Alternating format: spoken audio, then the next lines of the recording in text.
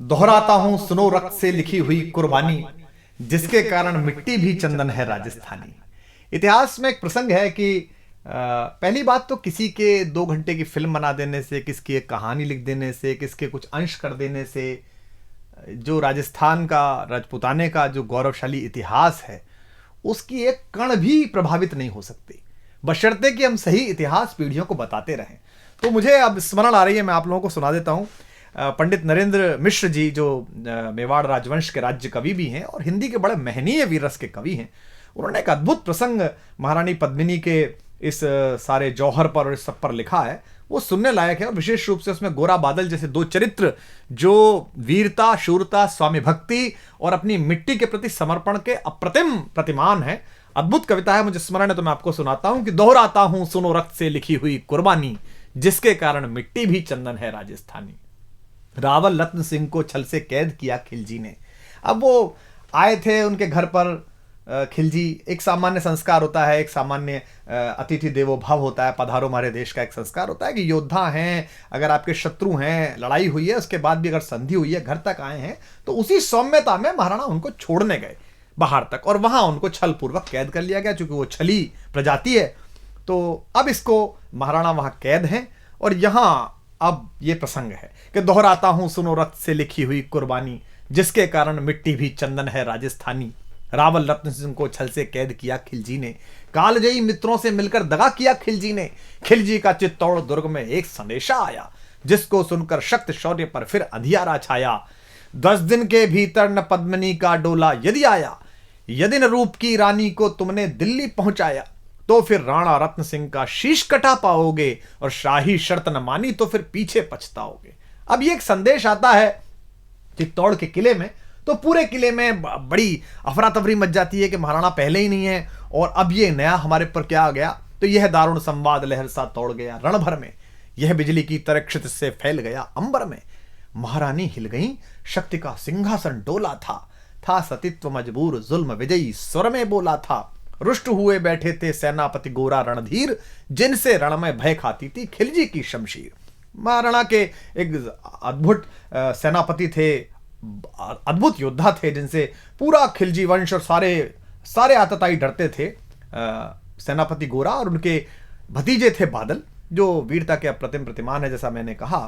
तो जब ये प्रसंग तय हुआ कि महारानी पद्मिनी को शीशे में दिखा दिया जाएगा और ये सब हुआ, इतिहास में ये प्रसंग है और नरेंद्र मिश्र जी ने अपनी कविता में लिखा है, तो इस बात पर वो नाराज हो गए। उन्होंने कहा कि मैं सेनापति हूं, मेरा बोलने का अधिकार नहीं, पर यह संभव नहीं है, कोई व्यक्ति ऐसे भी क्यों देखे। तो राणा रतन सिंह ने सुनते हैं कहा है कि तुम राजनीति नहीं जानते हो, हर समय तलवार निकाल लेते हो, चलो। तो वो नाराज हो गए और वो किला छोड़कर चले गए। तो ये था कि जिससे रण में भय खाती थी खिलजी की शमशीर, रुष्ट हुए बैठे थे सेनापति गोरा रणधीर, अन्य अनेकों मेवाड़ी योद्धागढ़ छोड़ गए थे, रत्न सिंह की संधि नीति से नाता तोड़ गए थे। पर रानी ने प्रथम वीर गोरा को खोज निकाला, वन वन भटक रहा था मन में तिरस्कार की ज्वाला। यह लोक श्रुति है कि महारानी स्वयं घोड़े पर सवार होकर अपनी अंगरक्षिकाओं को लेकर, कोई विश्वस्त साथियों को लेकर जंगल जंगल गई और एक जगह पर उन्हें एक पेड़ के नीचे सेनापति गोरा तलवार लिए मिल गए। तो वहां उनसे उन्होंने बात की। पर रानी ने प्रथम वीर गोरा को खोज निकाला, वन वन भटक रहा था मन में तिरस्कार की ज्वाला। गोरा से पद्मिनी ने खिलजी का पैगाम सुनाया, गोरा को पद्मिनी ने खिलजी का पैगाम सुनाया, मगर वीरता का अपमानित ज्वार नहीं मिट पाया।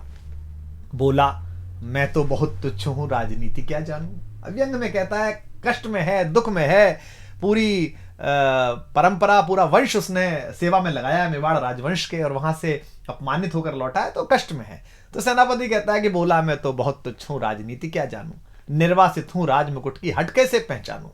बोली पद्मिनी समय नहीं है वीर क्रोध करने का, अगर धरा की आन मिट गई घाव नहीं भरने का। दिल्ली गई पद्मिनी तो फिर पीछे पछताओगे, जीते जी रजपूती कुल को दाग लगा जाओगे। राणा ने जो किया कहा वह माफ करो सेनानी, यह कह गोरा के चरणों पर झुकी पद्मिनी रानी। अब पद्मिनी, महारानी पद्मिनी, मेवाड़ राजवंश की आभा, मेवाड़ राजवंश की ज्योति, वो सेनापति को प्रणाम कर रही है चरणों में झुक के। ये क्या दृश्य है ये क्या करती हो। गोरा पीछे हट बोला और रजपूती गरिमा का फिर धधक उठा था शोला। महारानी हो तुम सिसोदिया कुल की जगदम्बा हो, प्राण प्रतिष्ठा एक लिंग की ज्योति अग्निगंधा हो। किन शब्दों से सम्मानित कर रहा है महारानी को। वो उस समय कैसी स्थिति रही होगी महारानी की कि पति कैद में है, यहां जंगल में हूं, लेकिन वो उनको बता रहा है कि आप कौन हो। महारानी हो तुम सिसोदिया कुल की जगदम्बा हो, प्राण प्रतिष्ठा एक लिंग की ज्योति अग्निगंधा हो, जब तक गोरा के कंधे पर दुर्जय शीश रहेगा। और यह प्रतिज्ञा भारतीय इतिहास में देखिए तो पितामह भीष्म ने जो कहा था कि आयु ही मृत्यु से कहा अजेय भीष्म ने, योग नहीं जाने का अभी ऐसे जानकर, और जो मृत्यु है वो कोने में हाथ जोड़कर खड़ी रही कि अभी भीष्म नहीं जाएंगे, जब सूर्य दूसरी दिशा में चले जाएंगे तब जाएंगे। लेकिन यह दूसरी बार हो रहा है कि मृत्यु से वो कह रहे, कहते हैं कि जब तक गोरा के कंधे पर दुर्जय शीश रहेगा, महाकाल से भी राणा का मस्तक नहीं कटेगा। तुम निश्चिंत रहो महलों में देखो समर भवानी, और खिलजी देखेगा केसरिया तलवारों का पानी। खिलजी देखेगा केसरिया तलवारों का पानी। राणा के सकुशल आने तक गोरा नहीं मरेगा, एक पहर तक सिर कटने पर भी धड़ युद्ध करेगा। एक लिंग की शपथ, महाराणा वापस आएंगे, महाप्रलय के घोर प्रबंजन भी न रोक पाएंगे। शब्द शब्द मेवाड़ी सेनापति का था तूफानी, और शंकर के डमरू में जैसे जागी वीर भवानी, जिसके कारण मिट्टी भी चंदन है राजस्थानी, दोहराता हूं सुनो रक्त से लिखी हुई कुर्बानी। अब ये शक्ति, शौर्य और कूटनीति और सजगता का एक अद्भुत तालमेल है और ऐतिहासिक प्रसंग है कि किस तरीके से बुद्धि का प्रयोग किया है, शक्ति का प्रयोग किया है, शालीनता का प्रयोग किया है, अपनी स्वामी भक्ति का प्रयोग किया है, अपनी मनुष्यता का प्रयोग किया है, और इन सबको मिलाकर इतिहास का एक ऐसा गुलदस्ता बना दिया है जो शायद विश्व के इतिहास में कहीं नहीं मिलता। तो जिसके कारण मिट्टी भी चंदन है राजस्थानी। तो लिखते हैं नरेंद्र मिश्र जी के, खिलजी मचला था पानी में आग लगा देने को, पर पानी प्यासा बैठा था ज्वाला पी लेने को। गोरा का आदेश हुआ सज गए 700 डोले, योजना बनी कि भाई आएंगे पद्मिनी, चलो ठीक है। अब कैसे आएंगी? तो 700 डोले सजाए गए, हर डोले में एक मेवाड़ी वीर बैठा, 4 कहार, 5 लोगों की एक पालकी, और अपने 700 सहेलियों के साथ आएंगी। तुरंत तैयार हो गया खिलजी के, ये तो बहुत अच्छा है, ऐसा इतिहास में है और वो भी लिखते हैं। तो अब किस तरीके से इसको किया है, इस पूरे प्रसंग को देखिए कि गोरा का आदेश हुआ सज गए 700 डोले, और बांकुरे बादल से गोरा सेनापति बोले खबर भेज दो, खिलजी पर पद्मिनी स्वयं आती है, अन्य 700 सखियां भी वो संग लिए आती है। स्वयं पद्मिनी ने बादल का कुमकुम तिलक किया था, दिल पर पत्थर रखकर भीगी आंखों से विदा किया था। एक युवा तेजस्वी योद्धा और मातृवत मां पद्मिनी ने जब उसे विदा किया होगा, दृश्य देखिए। और 700 सैनिक जो यम से भी भिड़ सकते थे, हर सैनिक सेनापति था, लाखों से लड़ सकते थे, एक एक कर बैठ गए, सज गई डोलियां पल में, मर मिटने की होड़ लग गई मेवाड़ी दल में, मर मिटने की होड़ लग गई थी मेवाड़ी दल में। हर डोली में एक वीर था, 4 उठाने वाले, पांचों ही शंकर के गण की तरह समर मत वाले, पांचों ही अपने आप में अद्भुत थे। बजा कूच शंख सैनिकों ने जयकारी लगाई, हर हर महादेव की ध्वनि से दशों दिशा लहराई। गोरा बादल के अंतस में जगी ज्योति की रेखा, मातृभूमि चित्तौड़ दुर्ग की ओर फिर जी भर कर देखा, मातृभूमि चित्तौड़ दुर्ग को फिर जी भर कर देखा। कर अंतिम प्रणाम घोड़ों पर चढ़े सुभग अभिमानी। उन्हें पता है कि वो जहां जा रहे हैं वहां से जीवित वापस आना बहुत मुश्किल है। कर अंतिम प्रणाम घोड़ों पर चढ़े सुभट अभिमानी, देशभक्ति की निकल पड़े लिखने को अमर कहानी, जिसके कारण मिट्टी भी चंदन है राजस्थानी, दोहराता हूं सुनो रक्त से लिखी हुई कुर्बानी। जा पहुंचे डोलियां एक दिन खिलजी की सरहद में, उधर दूत भी जा पहुंचा खिलजी के रंग महल में।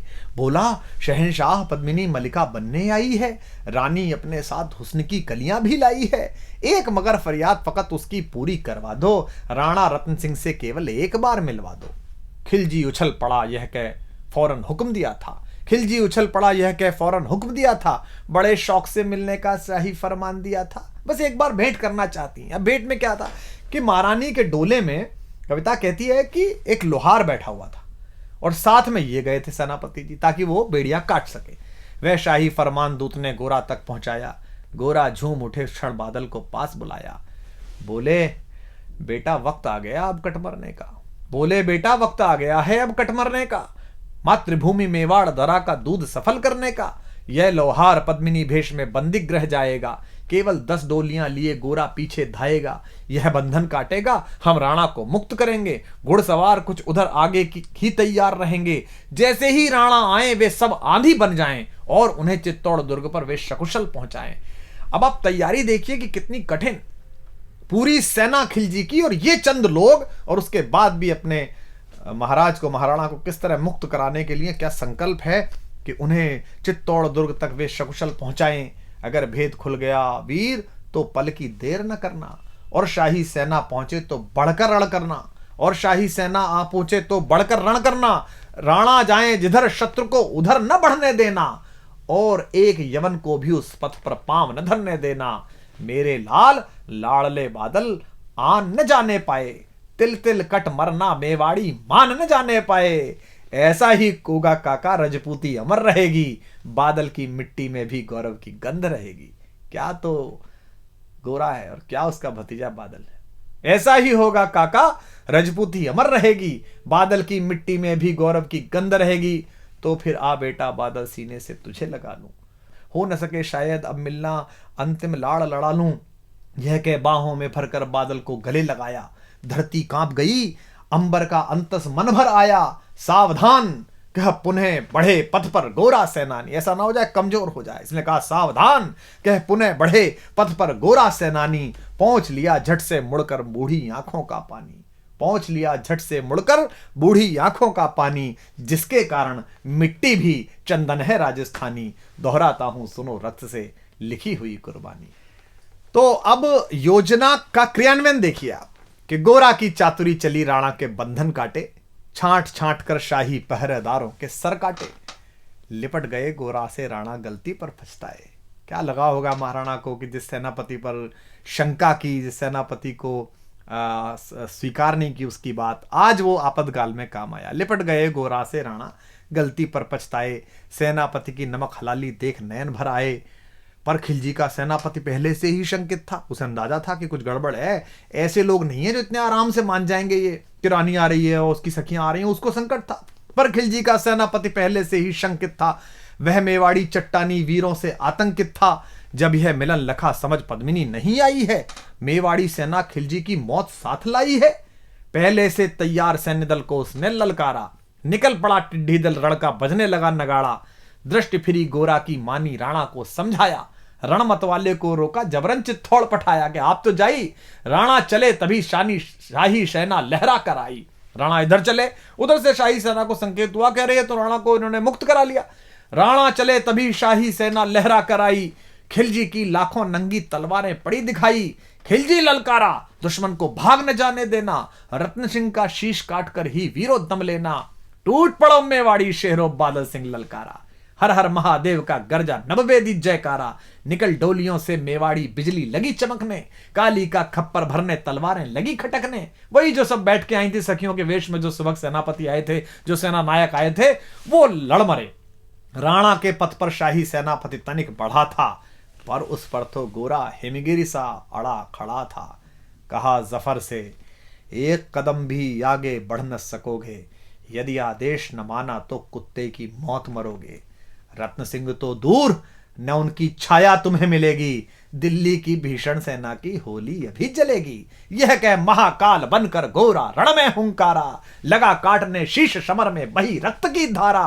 खिलजी की असंख्य सेना से गोरा घिरे हुए थे, पर वे मानो रण में मृत्युंजय बने हुए थे। इतने सारे सैनिक और एक योद्धा, पुण्य प्रकाशित होता है जैसे अगणित पापों से, फूल खिला रहता असंख्य कांटों के संतापों से। वो मेवाड़ी शेर अकेला लाखों से लड़ता था, बड़ा जिस तरफ वीर उधर ही विजय मंत्र पड़ता था। इस भीषण रण से दहली थी दिल्ली की दीवारें, गोरा से टकरा कर टूटी खिलजी की तलवारें।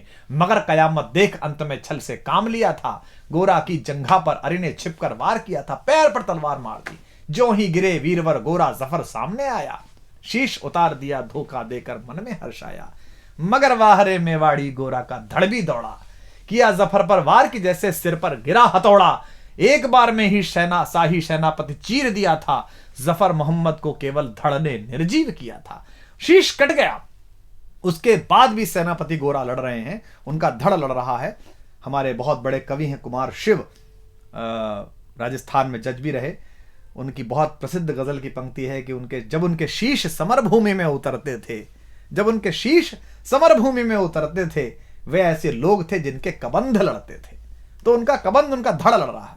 जफर मोहम्मद, ज्यों ही जफर कटा शाही सेना का साहस लर्जा, काका का धड़ लख बादल सिंह महारुद्र सा गरजा। अरे कायरो नीच बांगड़ो छल में रण करते हो, किस बूते पर जवा मर्द बनने का दम भरते हो। यह कहकर बादल उस क्षण बिजली बनकर टूटा था, मानो अंबर से धरती पर अग्निशिरा छूटा था। ज्वालामुखी फटा हो जैसे दरिया हो तूफानी, सदियों दोहराएंगी बादल की रणरंग कहानी। क्या पंडित जी ने क्या उत्तम शब्द इस्तेमाल किया है, सदियों दोहराएंगी बादल की रणरंग कहानी। अरिका भाला लगा पेट में आंतें निकल पड़ी थीं, जख्मी बादल पर लाखों तलवारें खिंची खड़ी थीं। कसकर बांध लिया आंतों को केसरिया पगड़ी से, पेट फट गया और पगड़ी उतारी और इस पर बांध ली। रंचक डिगा न वह प्रलयंकर, सम्मुख मृत्यु खड़ी से। अब बादल तूफान बन गया, शक्ति बनी फौलादी, मानो खप्पर लेकर मैं रण में लड़ती हो आजादी। उधर वीरवर गोरा का धड़ अरिदल काट रहा था, उधर वीरवर गोरा का धड़ अरिदल काट रहा था, और इधर बादल लाशों से भूतल पाट रहा था। आगे पीछे दाएं बाएं जमकर लड़ी लड़ाई, उस क्षण समर भूमि में लाखों बादल पड़े दिखाई। मगर हुआ परिणाम अंत में वही कि जो होना था, उनको तो कण कण अरियों के शोणित में धोना था। मेवाड़ी सीमा में राणा सकुशल पहुंच गए थे, गोरा बादल तिल तिल कटकर रण में खेत रहे थे। एक एक कर मिटे सभी मेवाड़ी वीर सिपाही, रत्न सिंह पर लेकिन रंचक आंच न आने पाई। गोरा बादल के शव पर भारत माता रोई थी। क्या क्या युद्ध है, क्या युद्ध है। गोरा बादल के शव पर भारत माता रोई थी, उसने अपनी दो ज्वलंत प्यारी मणियां खोई थीं। धन्य धरा मेवाड़, धन्य गोरा बादल अभिमानी, जिनके बल से रहा पद्मिनी का सतत्व अभिमानी। धन्य धरा मेवाड़, धन्य गोरा बादल बलिदानी, जिनके बल से रहा पद्मिनी का सतत्व अभिमानी, जिनके कारण मिट्टी भी है चंदन राजस्थानी। दोहराता हूं सुनो रक्त से लिखी हुई कुर्बानी, दोहराता हूं सुनो रक्त से लिखी हुई कुर्बानी। अब देखिए, रत्न सिंह पर लेकिन रंचक आंच न आने पाई। अगर आप ये प्रसंग अपनी पीढ़ियों को नहीं सुनाएंगे, अगर इस इतिहास की इस व्याख्या को आप अपनी पीढ़ियों तक नहीं पहुंचाएंगे, तो ये जो जमूरे हैं, ये जो जाहिल हैं, जिन्होंने कुछ पढ़ा नहीं है, कुछ जाना नहीं है, मिट्टी से प्रेम नहीं किया है, 19वीं माले पर बैठकर जो इस देश के इतिहास, इस देश की संस्कृति की व्याख्या करते हैं, बम्बई में बैठकर या कहीं भी बैठकर, आप फिर इनसे नाराज होंगे ही नहीं। इसलिए ज़्यादा आवश्यक है कि इनके प्रति ध्यान देने के बजाय आप अपनी पीढ़ी को, आने वाली पीढ़ियों को ये इतिहास सिखाएं, बलिदान सिखाएं। मैं स्वयं अपने परिवार को लेकर 4-4, 5-5 दिन हल्दी घाटी, गोगुंदा, चावण सब जगह लेकर जाता हूँ, बताता हूँ, बताया है पीढ़ियों को कि ये चावण है, यहाँ पर अंतिम संस्कार हुआ था उस स्वाधीनता के सबसे बड़े पैरोकार। विश्व भर में अगर अपनी निजी स्वतंत्रता, निजता और स्वाभिमान की अगर किसी को लड़ाई लड़नी हो, तो उसको एक बार कुंभलगढ़ उस दरवाजे पे जाना चाहिए, उस छोटे से कक्ष में जाना चाहिए जहां महाराणा पैदा हुए। तो गोरा बादल के शव पर एक एक कर मिटे सभी मेवाड़ी वीर सिपाही, रत्न सिंह पर लेकिन रंचक आंच न आने पाई। गोरा बादल के शव पर भारत माता रोई थी। क्यों भारत माता क्यों रोई? दो योद्धाओं पर। गोरा बादल के शव पर भारत माता रोई थी, उसने अपनी दो ज्वलंत प्यारी मणियां खोई थी। युद्ध केवल एक राजा को, महाराणा को मुक्त कराने का नहीं था। युद्ध यह था कि हम अपनी सीमा, अपनी जगह पर अपनी निजता और स्वाभिमान के साथ जीते हैं। हम दूसरे की किसी सीमा का अतिक्रमण नहीं कर रहे, दूसरे के स्वाभिमान को हम चुनौती नहीं दे रहे। हमारे घर में आई हुई कोई भी महिला, कोई भी पुरुष हमारे लिए अतिथि है, हम अपने अतिथि के लिए अपने किला कुर्बान कर देते हैं। हटी हमीर को देखा, ये क्या है कि आप किसी के दरवाजे पर जाकर अपनी गुंडाई करेंगे तलवारों के नाम पर। यह युद्ध है स्वाभिमान का कि गोरा बादल के शव पर भारत माता रोई थी, उसने अपनी दो ज्वलंत प्यारी मणियां खोई थी। धन्य धरा मेवाड़, धन्य गोरा बादल अभिमानी, धन्य धरा मेवाड़, धन्य गोरा बादल अभिमानी, जिनके बल से रहा पद्मिनी का सतत्व अभिमानी, जिसके कारण मिट्टी भी चंदन है राजस्थानी। दोहराता हूं सुनो रक्त से लिखी हुई कुर्बानी। बैंकॉक, हांगकांग, लॉस वेगस मत जाइए, राजस्थान घूमने जाइए, एक एक तीर्थ को प्रणाम करिए। अंडमान जाइए, वो पिस्तौल देखिए जो चंद्रशेखर आजाद ने हिंदुस्तान में इस्तेमाल करी। अपनी पीढ़ियों को सही तीर्थ सिखाइए, सही देवता सिखाइए, जिसके कारण मिट्टी भी चंदन है राजस्थानी। दोहराता हूं सुनो रक्त से लिखी हुई कुर्बानी।